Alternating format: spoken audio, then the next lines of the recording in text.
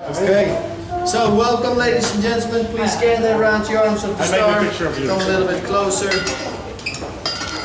Time for a beer finally. And there we go, 2 and 4. There you go. You're welcome. And 6 there. And 2 more there. 2 more here. And 2 more here.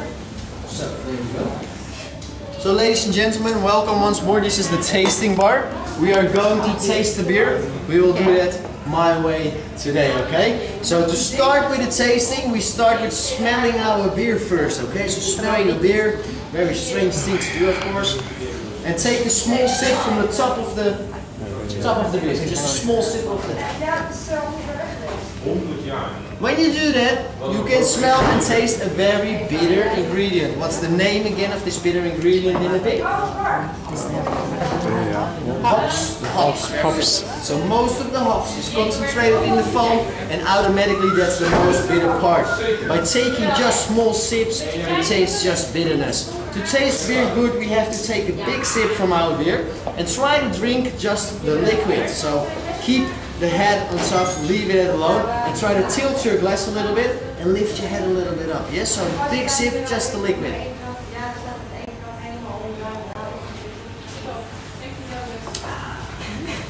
That's much better, because you can taste the barley, the sweetness of the barley in the front of your tongue and the bitterness of the hops in the back of your tongue. That's of course beer. Next thing to do, hold our glasses against the light as far as we can. Just for a second, take a look with me. What can we see at this stage under the foam? What can we see? Some bubbles? Yes, a lot of bubbles. Eh? So these bubbles is of course the CO2 or carbon dioxide in the beer, which is racing to the surface, so it literally tries to escape the beer. In our country, we always need a layer of foam for the protection. It keeps the carbon dioxide inside of your glass, and it thus keeps the oxygen outside of your glass. So carbon dioxide and oxygen don't match well together. Once oxygen gets into your beer will go flat and the taste is going to be ruined. The taste is basically dead, so we don't like that. Yes? So we have this layer of foam for protection, and we have even a second protection. That's what we do with a skimmer or a spatula. That's how we call it. We use water and we skim our beer at a 45-degree angle. By doing that, we put a thin film of water on top of the foam to seal it off for oxygen. So basically, it's just an extra protection by skimming our beer, okay? Try it at home, you will be surprised. Okay, the last and most important thing, also very important, is the color for us, okay? So take a good look at your beer. You heard it a few times through the show. What color do we have?